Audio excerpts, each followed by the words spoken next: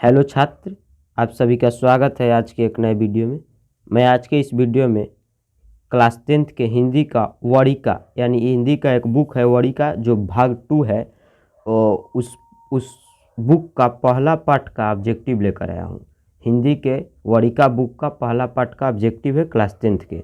तो मैं इस पार्ट से ऐसा ऑब्जेक्टिव लिया हूँ जो कि हर बार एग्जाम में पूछा जाता है। इस पार्ट से हर वर्ष एग्जाम में 5 से 6 नंबर का प्रश्न पूछा जाता है। आज के मेरा वीडियो अगर पूरा देख लेते हैं तो आपको 5 से 6 नंबर क्लियर हो जाएगा, मैं गारंटी लेता हूँ।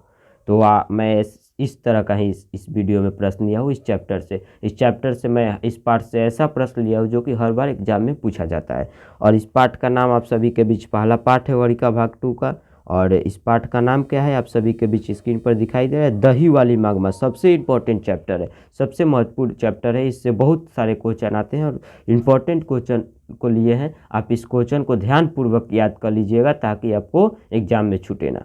तो चलिए मैं इस पहला क्वेश्चन को स्टार्ट करता हूँ। पहला देखिए क्वेश्चन क्या कर रहा है, दही वाली magma कहानी का कहानीकार कौन है। सबसे इंपॉर्टेंट क्वेश्चन, तो ऑप्शन नंबर ए सही हो जाएगा। कौन थे, तो श्रीनिवास, यानी पहला का ऑप्शन नंबर ए सही हो जाएगा। अगला क्वेश्चन, दही वाली magma कहानी का प्रमुख पात्र कौन है। magma यानी दही वाला जो कहानी है इसका प्रमुख पात्रा कौन थी, तो magma थी। कौन थी, magma, यानी ऑप्शन नंबर बी सही हो सकता है। दूसरा का ऑप्शन बी सही हो जाएगा। चलिए तीसरा क्वेश्चन, दही वाली magma कहानी का कथावाचक कहाँ से है, बेंगलुरु से, यानी ऑप्शन नंबर सी सही हो जाएगा। तीसरा का सी, दही वाली magma जो थी उस कहानी का कथावाचक जो कहानी में कथा कहता था वह कहाँ के था, तो बेंगलुरु का था, यानी तीसरा का ऑप्शन नंबर सी सही हो जाएगा। चौथा क्वेश्चन, दही वाली magma की कहानी किसे संदेश देती है, बहुओं के लिए।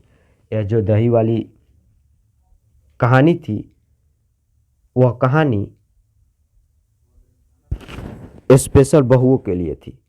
किसको लिए थी, तो स्पेशल बहुओं को संदेश देती थी। यह कहानी जो दही वाली magma थी यह स्पेशल बहुओं को संदेश देती थी, यानी ऑप्शन नंबर सी सही हो जाएगा। क्वेश्चन पांचवा, magma क्या बेचती थी, तो यह दही वाली magma है, यानी दही वाली magma, तो magma क्या बेचती थी, दही बेचती थी, यानी ऑप्शन नंबर सी सही हो जाएगा। आपको यह ऐसा ही याद हो जाएगा कि इस चैप्टर का नाम ही है दही वाली magma, तो दही magma क्या बेचती थी, तो दही ही बेचती थी। चलिए क्वेश्चन नंबर छठा, magma के गांव का नाम था बैकुंठपुर। magma के गांव का नाम क्या था, बैकुंठपुर, जो कि दही बेचती थी। और दही वाली magma इस चैप्टर का नाम पड़ गया magma के नाम पर। और magma का गांव कहाँ का नाम क्या था, तो बैकुंठपुर, यानी ऑप्शन सी सही हो जाएगा। और magma क्या खाती थी, magma ज़्यादातर तिरंगा गुटखा खाती थी। जो दही वाली magma थी, दही बेचते बेचते उसको गुटखा खाने का मन कर दिया तो वह गुटखा खाती थी ज़्यादातर। तो magma क्या खाती थी, ऑप्शन नंबर ए सही हो जाएगा, गुटखा खाती थी। आठवां क्वेश्चन, magma ने बेटे से अलग होने को कहा आज दोपहर से, यानी ऑप्शन नंबर ए सही हो जाएगा। आठवां का, magma ने क्या कहा था अपने बेटा से कि आज तू दोपहर से हमारे से अलग हो जाओ, यानी magma ने आज दोपहर से अलग होने के लिए बेटा को कहा था। ऑप्शन नंबर ए सही हो जाएगा आठवां को।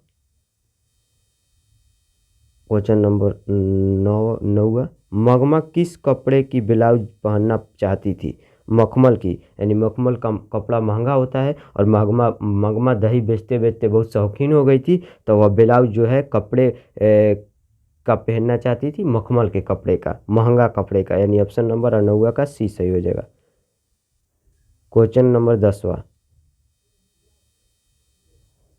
अब रंगपा कहाँ का रहने वाला था, तो अभी बैकुंठपुर का, यानी ऑप्शन डी सही हो जाएगा 10वां का।